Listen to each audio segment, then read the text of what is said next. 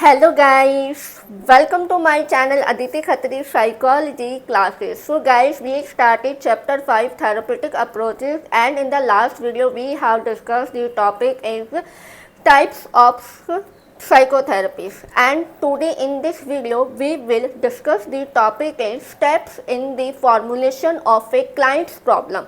So guys, stay tuned with my video till end and please don't forget like, share, comment and subscribe my channel. So let's start my video. So guys, today's class topic is steps in the formulations of a client's problem. यहाँ पर इस lecture में हम discuss करने वाले हैं कि clients के साथ जो प्रॉब्लम हो रही है, जो उसमें माइंड में जो प्रॉब्लम चल रही है, उन प्रॉब्लम्स के स्टेप्स क्या है, कैसे एक थेरेपिस्ट क्लाइंट की प्रॉब्लम को समझकर उनके कोजेस को फाइंड आउट करके कैसे उसकी हेल्प करेगा, कौन कौन से उसके स्टेप हैं।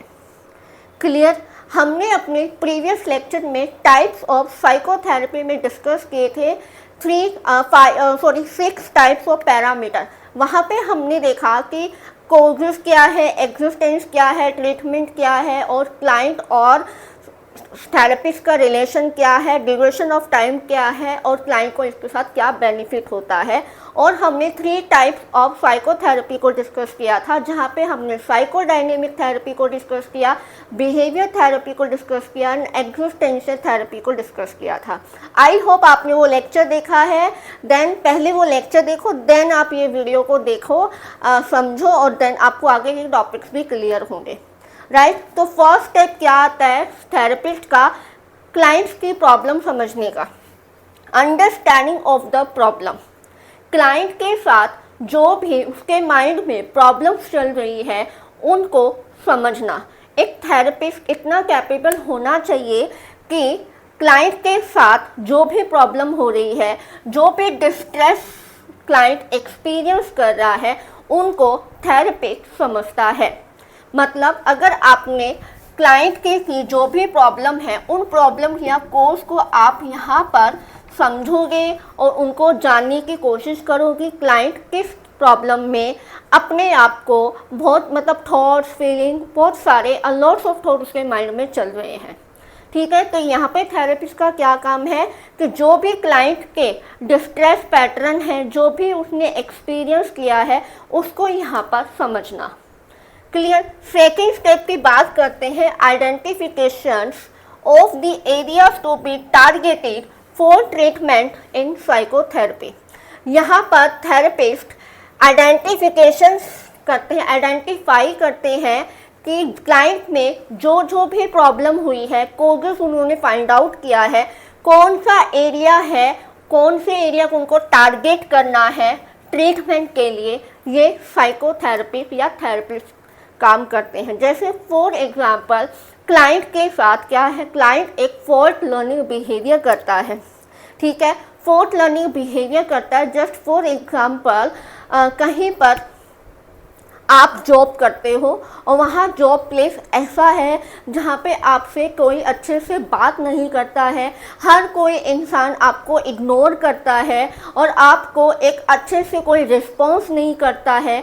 अगर आप इन चीज़ों से सफ़र कर रहे हैं तो कहीं ना कहीं आपको कहीं बिहेवियर रिलेटेड प्रॉब्लम हो जाती है और यहाँ पर थेरेपिस्ट बिहेवियर थेरेपिस्ट को ट्रीटमेंट के लिए टारगेट करता है। जस्ट एक एग्जांपल देखो, जैसे कि आप डॉक्टर के पास जाते हो, अगर आपको फीवर है, फीवर के साथ आपको कफ एंड कोल्ड हो गया है, तो आप डॉक्टर को जाके बताओगे कि मुझे ये हो रही है।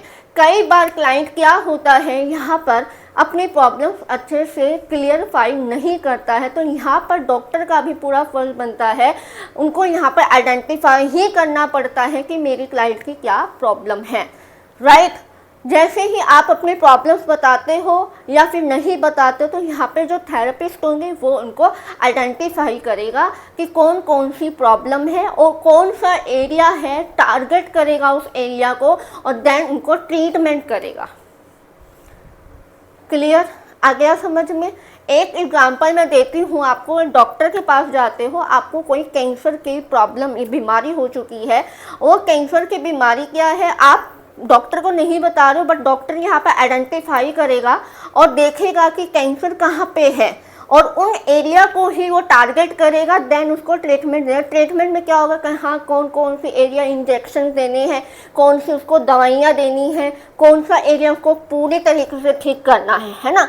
तो यही एग्जाम्पल हम अगर अपने साइकोलॉजी से रिलेट करते हैं, अगर किसी पर्सन को कोई भी बिहेवियर रिलेटेड प्रॉब्लम हो रही है तो यहाँ पर जो थेरेपिस्ट होगा वो उन एरिया को टारगेट करेगा, जो जो बिहेवियर वो कर रहा है, कैसे वो बिहेव कर रहा है, उसी से रिलेटेड वो ट्रीटमेंट करेगा उन एरिया को टारगेट करके। क्लियर? अगर यहाँ पे क्लाइंट खुद से अपनी प्रॉब्लम नहीं बताता है तो भी यहाँ पर थेरेपिस्ट आइडेंटिफाई करेगा। Clear? And now third last step है choice of techniques for treatment. Treatment के लिए यहाँ पर थेरेपिस्ट की चॉइस होती है कि किस टाइप की प्रॉब्लम है, कौन सी एरिया से उसने टारगेट किया है, उसी से रिलेटेड उसको ट्रीटमेंट दिया जाता है। ट्रीटमेंट का टाइमिंग क्या होना चाहिए, ठीक है, कौन सा डोमेन है, ठीक है, कौन सी किस टाइप की एक्सपेक्टेशन और कैसा उसका रिजल्ट आने वाला है, ये डिपेंड करता है आपके क्लिनिकल फॉर्मुलेशन पर। ये थेरेपिस्ट खुद से डिसाइड करेगा कि प्रॉब्लम क्या थी और कौन सा एरिया है जो टारगेट हो रहा है, जो प्रॉब्लम दे रहा है क्लाइंट को, और कौन सी बेटर होगी ट्रीटमेंट, जो भी मैं मेडिसिन या कोई भी टेक्निक को यूज़ करूं या कोई भी थेरेपी मैं अप्लाई कर रहा हूं क्लाइंट के ऊपर, वो कौन से एरिया को टारगेट करेगा और जिसके क्लाइंट बिल्कुल अपने आप को रिलैक्स फील करेगा। क्लियर? सो ये this was the 3 steps of the formulation clients problem, कि क्लाइंट की प्रॉब्लम को पहले समझना है। अगर क्लाइंट खुद से अपनी प्रॉब्लम नहीं बताता है तो थेरेपिस्ट यहाँ पर आइडेंटिफाई करेगा और उन एरिया को टारगेट करेगा, देन उसको ट्रीटमेंट करेगा। ट्रीटमेंट कैसे करेगा, जब प्रॉब्लम और उसका एरिया जब फाइंड आउट हो जाए थेरेपिस्ट को, तो यहाँ पर उस थेरेपिस्ट की चॉइस होती है कि मुझे इस एरिया को टारगेट करना है, इस एरिया को मुझे ठीक करना है, तो मैं अपने उसी के अकॉर्डिंग क्या है, उसी के अकॉर्डिंग उसी प्रॉब्लम से रिलेटेड यहाँ पर थेरेपिस्ट या ट्रीटमेंट दी जाएगी। क्लियर? एक छोटा सा टॉपिक है, आई होप आपको अच्छे से क्लियरफाई हो गया होगा। If you have any doubt please ask me comment section. और यस गाइस, अगर आपने अपने प्रीवियस लेक्चर्स नहीं देखे हैं तो प्लीज़ पहले प्रीवियस लेक्चर देखो, देन टॉपिक्स पे आगे बढ़ो, क्योंकि क्या होता है जब हम आगे चलते रहते हैं पीछे का हमें समझ ही नहीं आता, तो आगे के कॉन्सेप्ट आपको क्लियर नहीं होंगे। तो आपका ज़रूरी होता है कि क्रिस्टल क्लियर होना ज़रूरी है आपके कॉन्सेप्ट। बोर्ड एग्ज़ाम में बहुत क्रिस्टल क्लियर चीज़ें आनी चाहिए, क्योंकि क्वेश्चंस किस टाइप पे आते हैं, थोड़े से एग्जाम्पल के फॉर्म में आते हैं, कुछ डायरेक्ट क्वेश्चन आते हैं। So clear? तो मिलते हैं हमारी नेक्स्ट वीडियो में नेक्स्ट टॉपिक के साथ। तब तक bye bye, have a nice day.